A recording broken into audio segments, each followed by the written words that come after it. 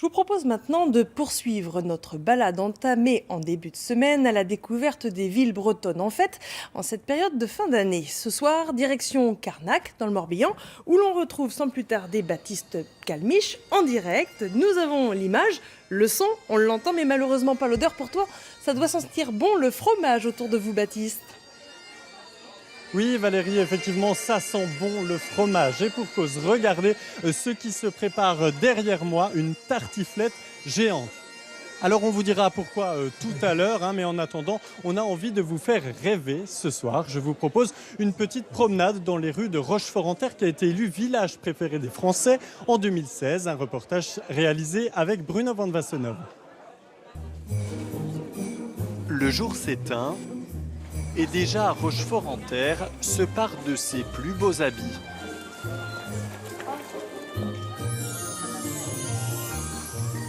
Des milliers de lumières envahissent les rues, une déambulation magique pour les badauds, les yeux scintillent. J'aime beaucoup l'architecture, comment les gens découvrent ce joli village, c'est agréable. Les lumières, la ville et toutes les décorations. Rochefort-en-Terre, village préféré des Français en 2016, qui n'en finit pas d'émerveiller les visiteurs. Rochefort-en-Terre, c'est déjà très joli par nature, mais alors là, c'est super, quoi. Ce qui manque juste un peu, c'est la musique, qui ferait un peu plus l'esprit de Noël, mais sinon, c'est vraiment très bien. Qu'est-ce qui vous plaît ? Les décorations, tous les artisans, les petits produits qu'on peut trouver. On voit vraiment qu'il y a du travail qui a été réalisé. Et sur le chemin de cette promenade, Crêpe au sucre, Thelma. Ouais, crêpe au sucre. il n'y a pas que les yeux qui se régalent, les papilles aussi. À manger tout de suite. Regardez, c'est pas bon. Pour demain.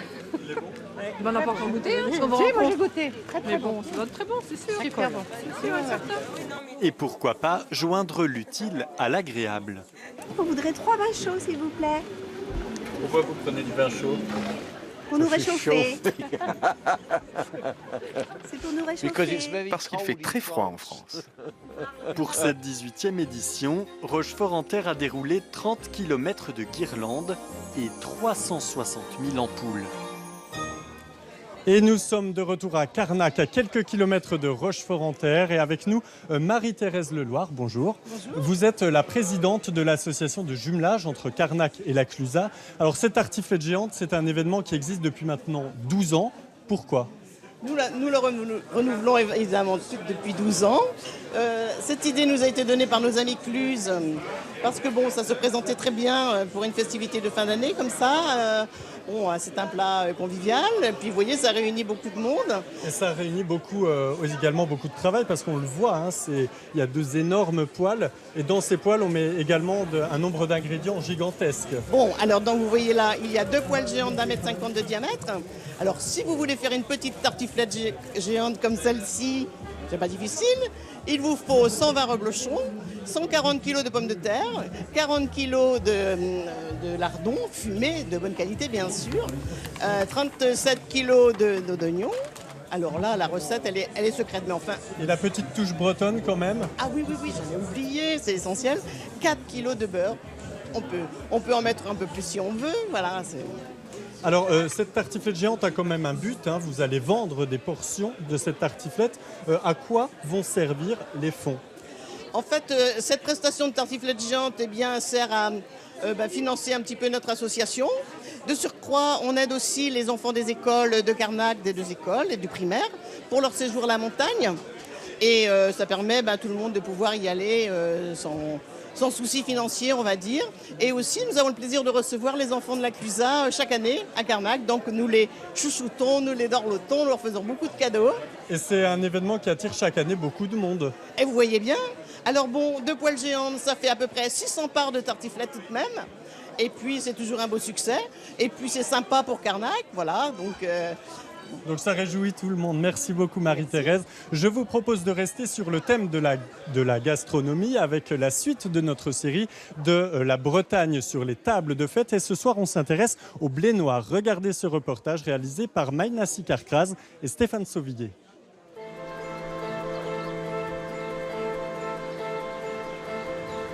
Il est 9h du matin, nous sommes à la chapelle de Saint-Aille, à Poulon-sur-Mer, près de la baie de Douarnenez. Et nous avons été accueillis chez Stéphane Moilic, que vous voyez derrière moi. C'est un producteur de farine bio.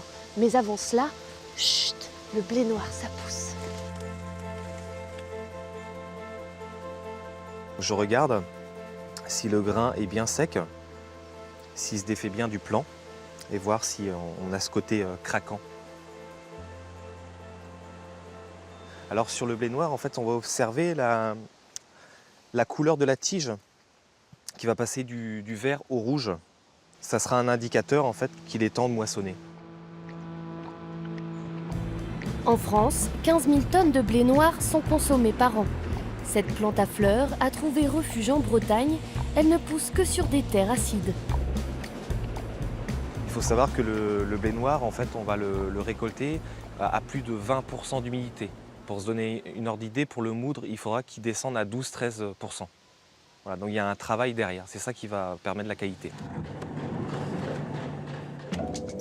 Avant sa transformation en farine, ce diamant noir breton doit passer au séchage, au nettoyage, au stockage, puis au broyage dans une meule en pierre.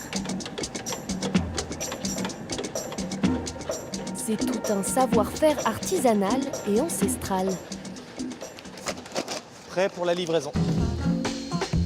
De plus en plus reconnu, le meunier de Saint-Aille livre les plus grands chefs bretons, comme Éric Jubin, ancien pâtissier chocolatier chez Fauchon, devenu aujourd'hui le spécialiste du blé noir. Bonjour Éric. Bonjour Maïna. Merci de nous accueillir dans vos cuisines. Bienvenue dans mon petit laboratoire. Dites-moi, qu'est-ce que vous allez nous préparer aujourd'hui avec du blé noir? Eh bien, on va réaliser une spécialité qui s'appelle les bisdus, les doigts noirs en breton, qui sont simplement des petites lanières de pâte feuilletée au blé noir enrobées de chocolat. On va commencer par faire la pâte feuilletée. Une fois mixée, la pâte doit reposer 2 heures au frais. On enveloppe le beurre. Bien enveloppée, la pâte est prête à passer à l'étape du feuilletage, une technique bien précise que l'on obtient en pliant plusieurs fois la pâte. Et vous répétez ça combien de fois? 4 fois.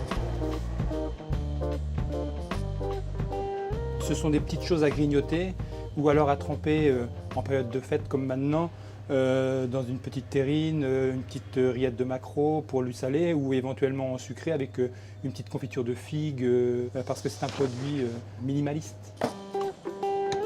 30 minutes plus tard, à 170 degrés. Donc là, c'est prêt à être dégusté tel quel ou alors on va passer à la petite étape enrobage de chocolat. Et votre plus belle découverte avec le blé noir, ça a été quoi? Je pense c'est de pouvoir adapter la farine de blé noir à toutes les recettes traditionnelles bretonnes pour lesquelles le blé noir n'était pas utilisé. Comme le blé noir dans la pâte feuilletée, comme le blé noir dans les tartes aux pommes, on a un produit sain, bon pour le corps, bon pour l'esprit, sans gluten. Et le mélange chocolat-blé noir, c'est assez incroyable quand même. Pierre-Amé avait raison, il m'a dit un jour, je pense que la meilleure chose qui irait avec le blé noir, c'est le chocolat, il n'avait pas tort. Eh ben c'est excellent. Longtemps perçu comme le blé du pauvre, le sarrasin est aujourd'hui un vrai produit noble.